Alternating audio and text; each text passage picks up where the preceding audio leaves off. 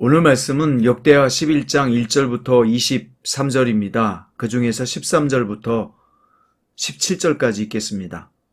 온 이스라엘의 제사장들과 레위 사람들이 그들의 모든 지방에서부터 르호보암에게 돌아오되 레위 사람들이 자기들의 마을들과 산업을 떠나 유다와 예루살렘에 이르렀으니 이는 여로보암과 그의 아들들이 그들을 해임하여 여호와께 제사장의 직분을 행하지 못하게 하고 여로보암이 여러 산당과 순념소 우상과 자기가 만든 송아지 우상을 위하여 친히 제사장들을 세움이라. 이스라엘 모든 지파 중에 마음을 굳게 하여 이스라엘의 하나님 여호와를 찾는 자들이 레위 사람들을 따라 예루살렘에 이르러 그들의 조상들의 하나님 여호와께 제사하고자 한지라. 그러므로 3년 동안 유다 나라를 도와 솔로몬의 아들 르호보암을 강성하게 하였으니 이는 무리가 3년 동안 다윗과 솔로몬의 길로 행하였음이더라. 아멘. 오늘 말씀의 제목은 알곡이 쭉정이가 되는 결정적 순간입니다. 우리가 인생을 살다 보면 고비라는 것을 만나지요. 고비를 잘 넘기면 좋은 날이 오고 잘못 넘기면 더 큰 어려움이 찾아오게 됩니다. 우리는 인생의 고비를 어떻게 넘겨야 할까요? 자, 오늘 본문의 배경과 내용입니다. 여로보암이 10지파를 선동하여 북이스라엘을 건국하자 르호보암 왕이 군대를 일으켜 제압하려고 했습니다. 그런데 선지자 스마엘을 통해서 하나님께서 형제끼리 싸우지 말고 돌아가라. 이것은 내가 일으킨 일이다 라고 말씀하셨습니다. 그래서 돌아갔는데 동족 상잔의 비극을 피하게 됐습니다. 왜 하나님은 이스라엘을 북이스라엘과 남유다로 나눠지게 하셨을까요? 솔로몬의 우상 숭배 때문이고 르호보암 왕의 교만 때문이고 신앙이 없었던 10지파 때문이었습니다. 이것에 대한 하나님의 심판이었어요. 남북 통일보다 중요한 것은 하나님과 연합이었습니다. 이스라엘 12지파가 하나님과 해하지 못하고 죄 가운데 거하면 통일이 된들 무슨 의미가 있겠습니까? 국력 신장이나 경제적 신장보다 중요한 것은 신앙의 성장입니다. 왜냐하면 하나님 백성에게 신앙을 잃어버리는 것만큼 비극은 없기 때문이죠. 이것은 마치 어린아이가 놀이동산에서 화려함에 눈이 팔려 부모의 손을 놓친 것과 같은 꼴입니다. 자, 이어서 북이스라엘과 남유다의 근본적인 차이를 보여주는 아주 중요한 대목이 나오는데요.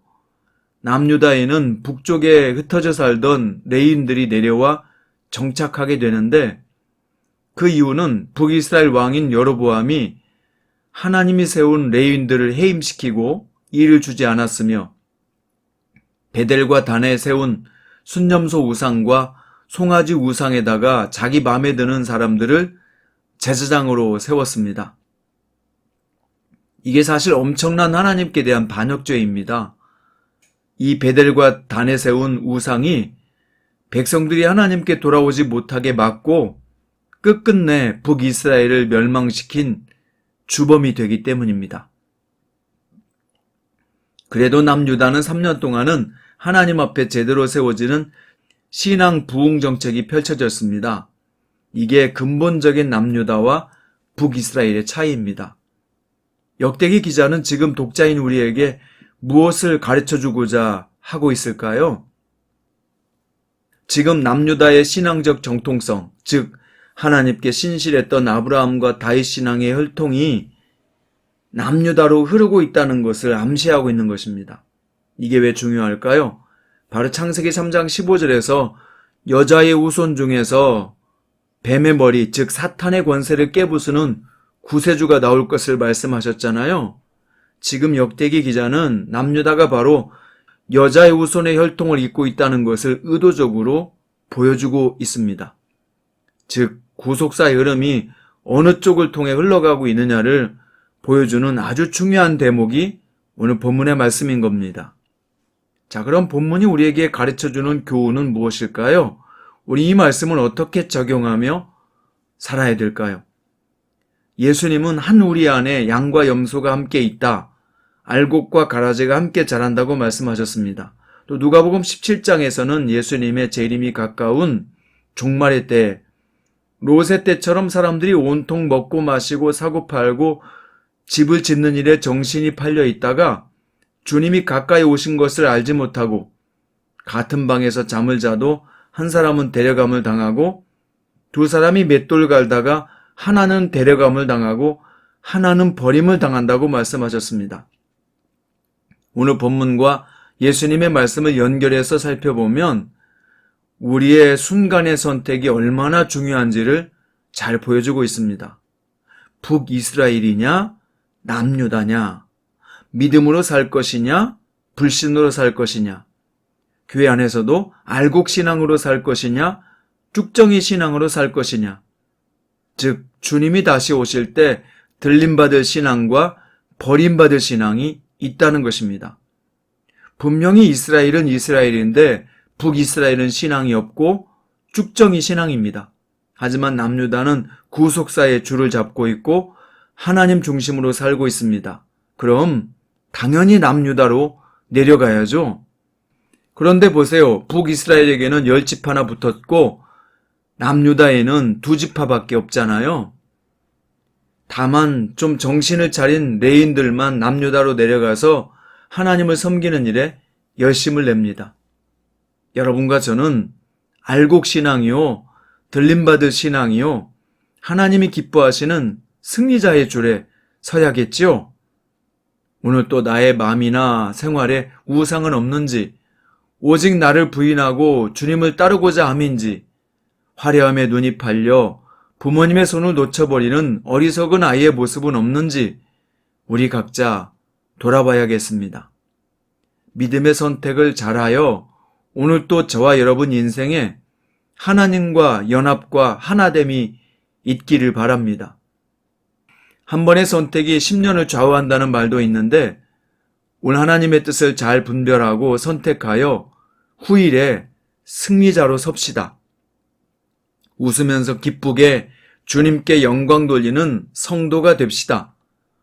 오늘 저와 여러분에게 선택의 지혜와 통찰력이 있기를 주님의 이름으로 축원드립니다. 기도드립니다. 주님, 알곡신앙으로 살게 하소서. 나를 부인하고 십자가를 지고 주님을 따르게 하소서. 우리가 따라야 할 것은 주님이요, 말씀이요, 성령님의 인도하심 뿐입니다. 우리를 복된 길, 승리자의 길로 인도하소서. 사랑의 우리 주 예수님의 이름으로 기도드립니다. 오늘은 복음성가 나 주님의 기쁨 되기 원하네 이 찬양을 주님께 올려드리겠습니다.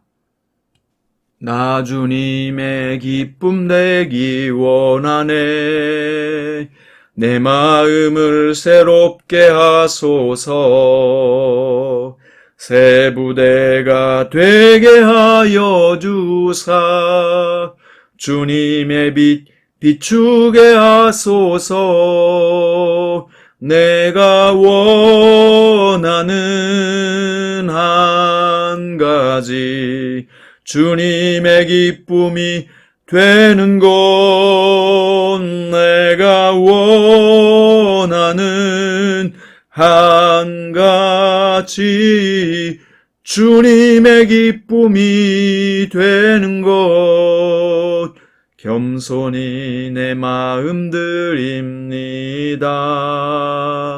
나의 모든 것 받으소서 나의 맘 깨끗게 씻어주사